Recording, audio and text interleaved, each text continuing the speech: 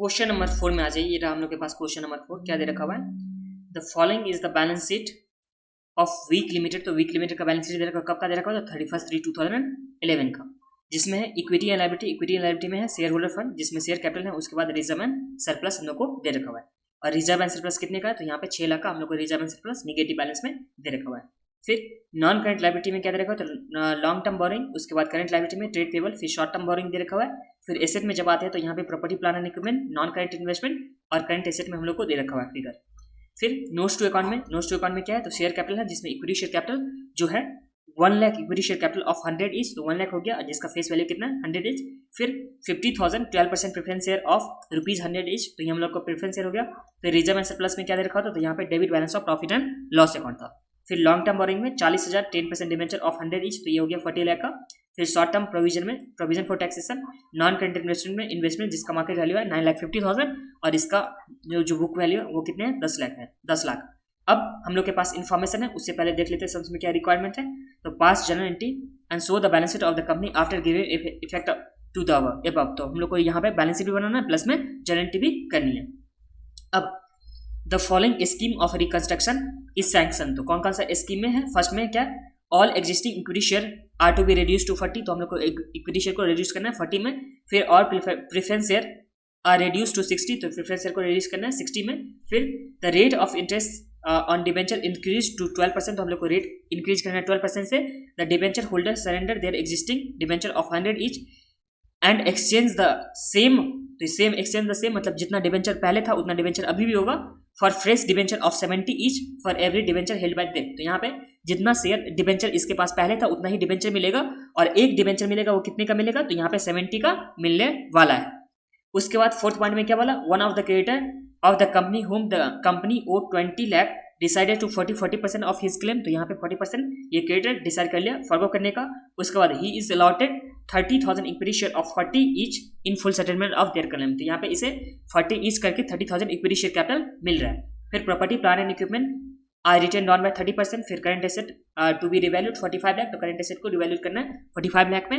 फिर taxation liability of the company is settled by 1,50,000। उसके बाद investment is to be bought their market price, तो investment को market price में लेकर आना। और it is decided to write off debit balance of profit and loss account, और बाकी जनरली बैलेंस शीट हम लोग को बनाना है। तो ये भी सम्स आप लोग बनाए हो जो इलस्ट्रेशन में बनाए थे उसी के जैसा है, बस अमाउंट में डिफरेंस है। तो आप लोग खुद से बना लीजिए या मेरे साथ देख लीजिए। तो अगर मेरे साथ देखना है तो कॉपी में आ जाइए। ये भी सम्स बहुत ईजी है, पहले वाला जो सम्स था उसी की तरह दे रखा हुआ है। तो चलिए स्टार्ट करते हैं फर्स्ट नंबर से। कॉपी में आ जाइए आप लोग।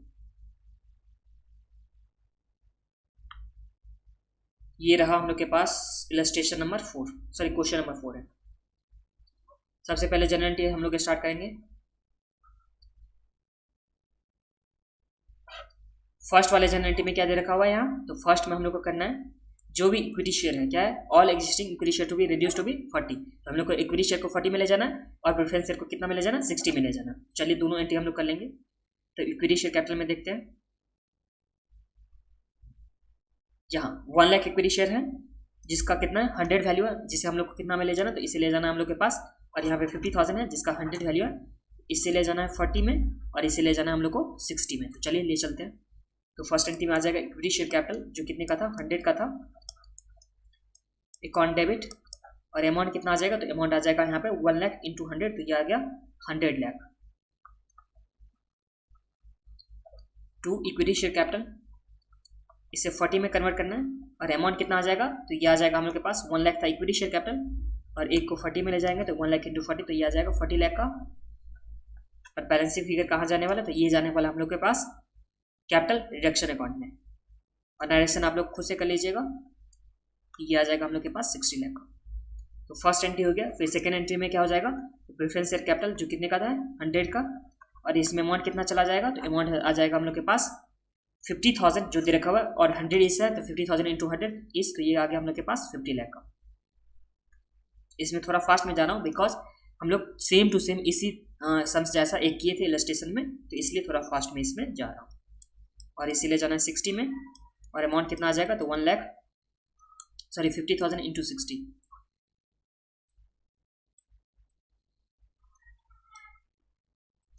तो ये आ गया, और 5 6 के 30, तो 30 लाख। बचा हुआ 20 लाख चला जाएगा कैपिटल रिडक्शन में।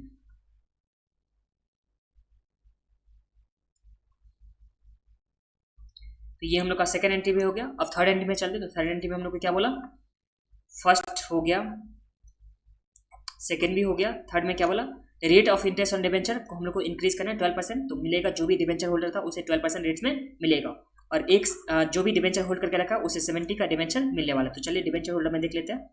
तो 40,000 नंबर में है और एक कितने का डिबेंचर है, तो 100 का है। तो पहले इसे कैंसिल करेंगे, 10% डिबेंचर था तो 10% डिबेंचर अकाउंट डेबिट, और इसका अमाउंट कितना आ जाएगा यहाँ, तो अमाउंट आ जाएगा जो भी इसका अमाउंट रखा 40 लाख, तो 40 लाख आ जाएगा। 12% डिबेंचर मिलने वाला है, और कितने अमाउंट का मिलने वाला है, तो 40,000 नंबर में है और एक डिबेंचर के बदले 70 मिलेगा, तो यहाँ पे 40,000 इंटू 70। अगर यहाँ पे अमाउंट देखते हैं तो यहाँ पे अमाउंट आ जाता 40,000 इंटू 100, तो ये आ गया 7 चौक 28, तो 28 लाख का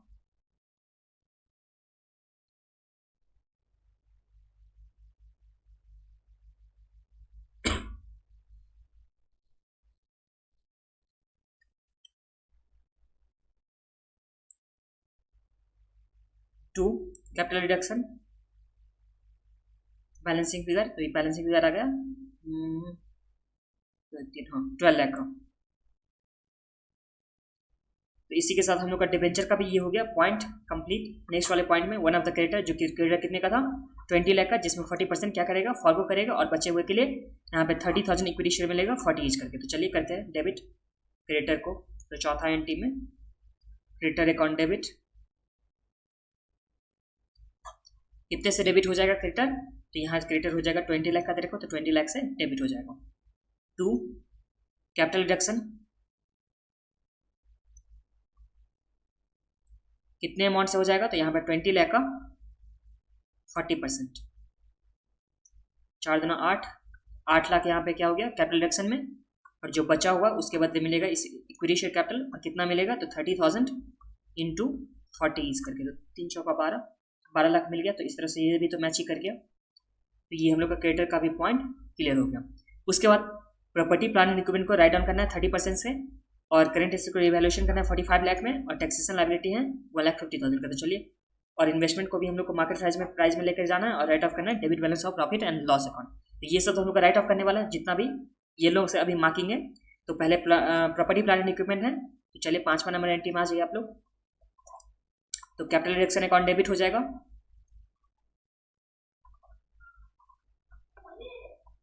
2। सबसे पहले क्या बोला यहाँ पे, तो यहाँ प्रॉपर्टी प्लांट को राइट डाउन करना है बाय 30%। तो प्रॉपर्टी प्लांट एंड इक्विपमेंट, कितने अमाउंट का प्रॉपर्टी प्लांट एंड इक्विपमेंट है सम्स में, तो ये रहा हम लोग के पास 125 लाख का। तो इस 1 करोड़ 25 लाख को हम लोग को क्या करना है, तो 30% से राइट डाउन करना है। तो 1 करोड़ 25 लाख या 125 लाख को 30% से राइट डाउन करेंगे, तो 125 लाख इंटू 30%, तो ये आ जाता है 37,50,000। इसे राइट डाउन कर दीजिए। उसके बाद तो ये तो हम लोग का क्लियर हो गया। फिर करंट एसेट को रिवैल्यूएशन करना है 45 लाख में। करंट एसेट कितने का दे रखा है सबसे पहले, तो करंट एसेट है 1 करोड़ का, मतलब 100 लाख का दे रखा है, जिसे हम लोग को 45 लाख में ले जाना है। तो कितना से हम लोग राइट डाउन करेंगे, तो इसमें 55 लाख से करना होगा। तो यहाँ पे हम लोग करेंगे second entry to current asset, इसमें आ जाएगा 100 था पहले, और इसे ले जाना हम लोग के पास 45 में। तो 100 माइनस 45 कितना आता है, 55 ही आता है ना। तो 55 लाख से हम लोग का यहाँ आ जाएगा।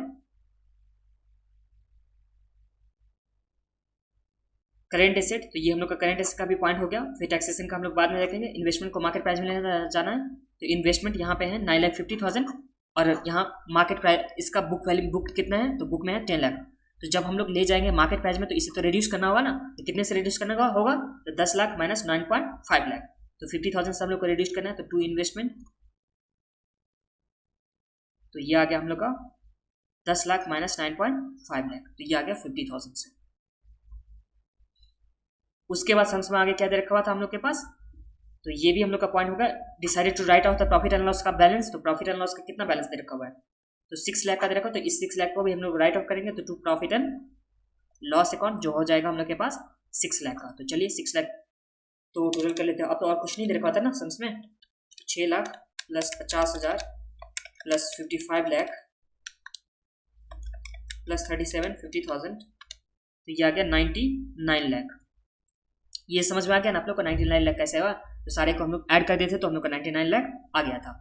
और अभी तक जो भी हम लोग का नोट्स दे रखा हुआ था इसमें सारा कंप्लीट हो गया एक्सेप्ट एक एंट्री करना है हम लोग को, जिसमें क्या बोला, the taxation liability of the company settle to be 1,50,000। तो टैक्सेशन लायबिलिटी में हम लोग को पेमेंट कितना करना है? तो 1,50,000 का करना है, और तो कुछ भी नहीं दे रखा था हम लोग के पास। तो चलिए करते हैं उसका। उसके बाद हम लोग का जनरल एंट्री कंप्लीट हो जाएगा। अगर कुछ भी बैलेंसेस बचता है कैपिटल रिडक्शन अकाउंट में, तो उसमें अगर डेबिट बैलेंस होगा तो उस टाइम में कैपिटल रिजर्व, उसका जनरल रिजर्व, उसके बाद हो गया हम लोग के पास profit and loss account and security premium से राइट ऑफ करेंगे, और यही क्रेडिट बैलेंस अगर होता है तो उसे हम लोग ट्रांसफर कर देते कैपिटल रिजर्व में। चलिए करते हैं पहले ये वाला 1,50,000 का प्रोविजन फॉर टैक्सेशन में देख लेते हैं कितना अमाउंट दे रखा है। प्रोविजन फॉर टैक्सेशन में सिर्फ और सिर्फ 1 लाख। तो छठा एंट्री कौन सा एंट्री होगा? 6 नंबर एंट्री में आ जाइए आप लोग। प्रोविजन फॉर टैक्सेशन, इसमें कितना अमाउंट आ जाएगा? तो सिर्फ और सिर्फ 1 लाख है, तो 1 लाख आ गया अमाउंट। और पेमेंट तो हम लोग को करना है कितना? तो पेमेंट करना है बैंक से 1,50,000 से। तो बचा हुआ 50% का 50,000 कहाँ जाएगा? तो ये जाएगा आप लोग का कैपिटल रिडक्शन अकाउंट में। अब हम लोग कैपिटल रिडक्शन अकाउंट का देखेंगे, बैलेंस चेक करेंगे, डेबिट बैलेंस है या क्रेडिट बैलेंस है। तो आ जाइए देखते हैं। तो फर्स्ट वाले एंट्री में क्रेडिट बैलेंस है जो कितने हैं? 60 लाख है। फिर प्लस सेकेंड वाले एंट्री में भी यहाँ पे 20 लाख आ जाएगा क्रेडिट बैलेंस, तो 20 लाख आ गया। उसके बाद सेकेंड वाला एंट्री हो गया, थर्ड वाला एंट्री में भी 12 लाख से क्रेडिट है, तो यहाँ पे 12 लाख क्रेडिट बैलेंस आ गया। फिर नेक्स्ट वाला एंट्री में क्रेडिट है 8 लाख से, तो यहाँ पे 8 लाख आ जाएगा। तो 100 लाख अभी तक आ चुका है, जिसमें से 99 लाख डेबिट बैलेंस था, तो ये भी हम लोग का चला गया 99 लाख। तो अभी हम लोग का बचा 1 लाख, और इस 1 लाख में से हम लोग का 50,000 गया 6 वाले एंट्री के हिसाब से। तो यहाँ 50,000 हम लोग का बच चुका है, और इस 50,000 को हम लोग कहाँ ट्रांसफर करेंगे? तो कैपिटल रिजर्व में। तो 7वां नंबर एंट्री में आ जाएगा। कैपिटल रिडक्शन को डेबिट करना है 50,000 से,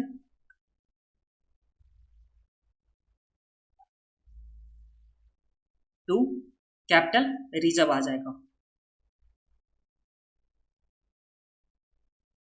कितने से आ जाएगा? तो ये हम लोग आ जाएगा 50,000 से।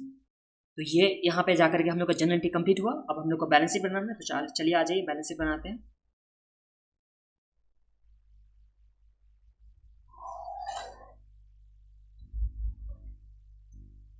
ये आ गया बैलेंस शीट। बैलेंस शीट में इक्विटी एंड लायबिलिटी सबसे पहले, जिसमें शेयर होल्डर फंड, जिसमें शेयर कैपिटल। अब शेयर कैपिटल में कितना अमाउंट आएगा देख लेते हैं। शेयर कैपिटल में कितना आता है?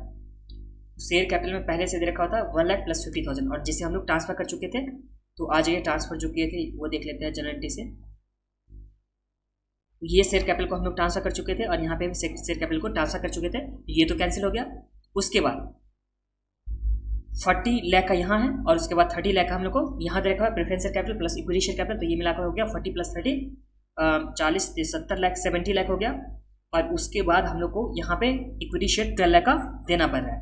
तो ये हो गया 40 प्लस 30 तो 70 प्लस 12, तो 82 लाख का हम लोग का हो गया इक्विटी शेयर कैपिटल। और तो कहीं नहीं इशू है ना, 82 लाख लिख दीजिए इक्विटी शेयर कैपिटल। ये हम लोग का आ जाएगा 82 लाख। अब दूसरा अमाउंट देखते हैं इसमें इक्विटी शेयर कैपिटल का, तो हम लोग का हो चुका है यहाँ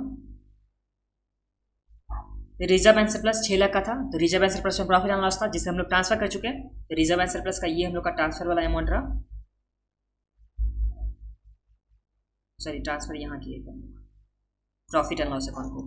और रिजर्व एंड सरप्लस में हम लोग का कितना आ जाएगा? तो ये 50,000 आएगा। 50,000 क्यों आएगा? बिकॉज कैपिटल रिजर्व में 50,000 दे रखा है, तो यहाँ पे लिख दीजिए बी पॉइंट में रिजर्व एंड सरप्लस, बी में रिजर्व एंड सरप्लस जो आ जाएगा हम लोग के पास 50,000 का। एक काम करते हैं, जो भी कैपिटल रिडक्शन का अकाउंट है उसको हम लोग क्लोज कर देते हैं। तो कैपिटल रिडक्शन अकाउंट ये हम लोग का हो गया।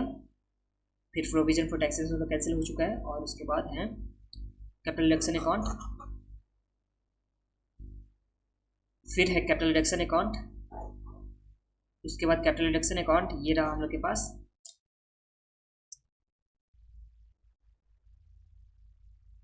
फिर है कैपिटल रिडक्शन अकाउंट, और यहाँ रहा कैपिटल रिडक्शन अकाउंट।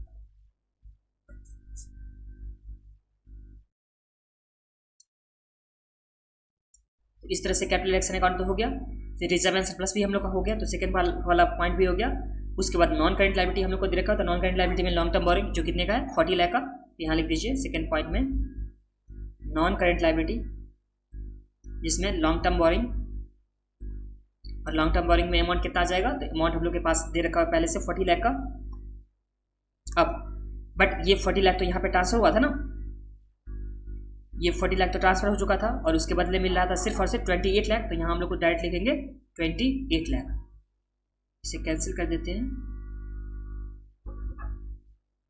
और यहाँ हम लोग को लिखना है 28 लाख, बिकॉज 28 लाख ही मिल रहा था उसे, वो तो कैंसिल हो गया था। उसके बाद है ट्रेड पेबल, ट्रेड पेबल में कितना रखा 50 लाख, और शॉर्ट टर्म प्रोविजन हम लोग कैंसिल कर चुके हैं, तो शॉर्ट टर्म प्रोविजन देख लेता हूँ, यहाँ पे शॉर्ट टर्म प्रोविजन 1 लाख का जो था उसे हम लोग कैंसिल कर चुके हैं, तो ये भी हम लोग का कैंसिल हो चुका है।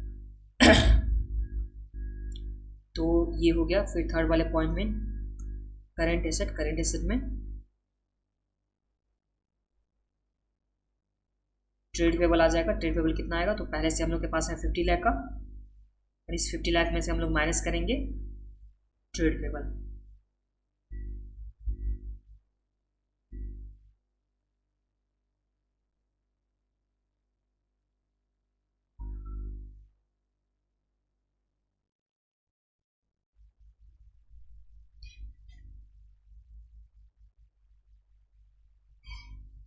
तो ट्रेड पेबल हम लोग का यहाँ आ गया, क्रेडिटर जो दे रखा हुआ है ट्रेड पेबल में 20 लाख का, तो इस 20 लाख को हम लोग यहाँ से माइनस कर देंगे। तो चलिए माइनस करते हैं, तो 50 lakh minus 20 lakh, trade payable में हम लोग का आ जाएगा 30 लाख। और शॉर्ट टर्म प्रोविजन तो पहले ही कैंसिल हो चुका है, जो ये रहा हम लोग के पास 1 लाख का जो कैंसिल हो गया था। तो यहाँ पे टोटल कर लीजिए, तो टोटल आ जाएगा लायबिलिटी का टोटल। उसके बाद एसेट में हम लोग का सबसे पहले दे रखा हुआ था नॉन करेंट एसेट, जिसमें है प्रॉपर्टी प्लान एंड इक्विपमेंट। तो प्रॉपर्टी प्लान एंड इक्विपमेंट कितने का दे रखा है, प्रॉपर्टी प्लान एंड इक्विपमेंट तो ये है 125 का।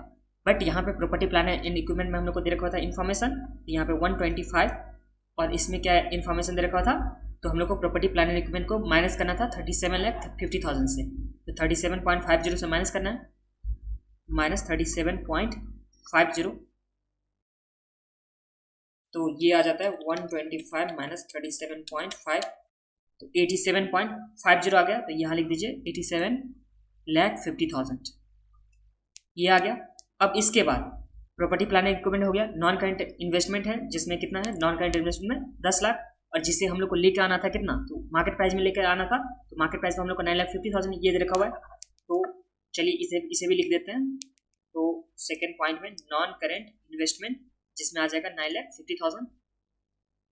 अब नॉन करेंट इन्वेस्टमेंट हो गया, तो फिर उसके बाद सेकंड वाले पॉइंट में करेंट एसेट, करेंट एसेट में क्या दे रखा हुआ है, तो करेंट एसेट में हम लोग को दे रखा है सिर्फ करेंट एसेट, तो जो 100 का है करेंट एसेट। अब इस 100 के करेंट एसेट में से हम लोग पहले माइनस करेंगे कितना, तो माइनस करेंगे 45 लाख, यहाँ पे 55 लाख, तो जो हम लोग को करेंट एसेट को कितना में लेकर आना था, करेंट एसेट को हम लोग को 45 में लेकर आना था, तो इसके लिए माइनस कितना करना होगा 55 लाख, और इन्वेस्टमेंट का तो हम लोग पहले कर चुके हैं, तो यहाँ पे 55 लाख हो जाएगा माइनस,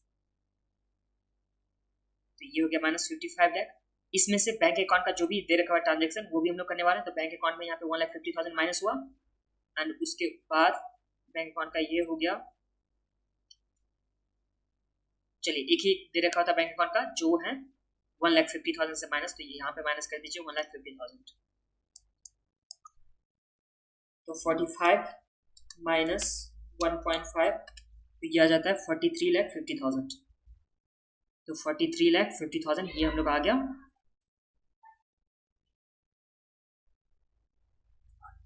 करेंट एसेट का। और उसके साथ हम लोग का बैलेंस शीट का टोटल यहाँ कर लेंगे, जो एसेट साइड का, और जो भी टोटल हो जाएगा लायबिलिटी साइड का टोटल पर हम लोग कर लेंगे, और देखते हैं मैच कर रहे हैं कि नहीं। 82 lakh plus 50,000 plus 28 lakh plus 30 lakh, तो 140,50,000 आ गया, 140,50,000 मतलब 1,40,50,000। और इस साइड में देखते हैं 87,50,000 प्लस 9,50,000 प्लस 43,50,000, तो यहाँ भी आ गया 140,50,000। और इसी के साथ ये सम्स हम लोग का कंप्लीट हुआ। अब हम लोग नेक्स्ट वीडियो में देखने वाले हैं नेक्स्ट क्वेश्चन, और उसी के साथ हम लोग का चैप्टर कंप्लीट हो जाएगा, जो सिर्फ और सिर्फ स्टडी मटेरियल से। उसके बाद आरटीपी एमटीपी सजेस्ट आंसर बिल्कुल भी छोड़ के नहीं जाना, बिकॉज सिर्फ स्टडी मटेरियल से करके जाओगे तो 40 प्लस मार्क्स आ सकता है, बट उससे ज़्यादा नहीं। अगर पास होना है 50 प्लस, अगर 60 प्लस लाना है तो आरटीपी एमटीपी सजेस्ट आंसर कम से कम 3 से लेकर के 4 टर्म का आप लोग को करना ही है। तो इसलिए हम लोग नेक्स्ट वीडियो में देखेंगे पहले इसका नेक्स्ट वाला जो क्वेश्चन है वो, एंड उसके बाद देखेंगे, उसके बाद जब जैसे एक बार कंप्लीट हो जाएगा स्टडी मटेरियल, उसके बाद हम लोग आरटीपी एमटीपी सजेस्ट आंसर भी देखने वाले हैं।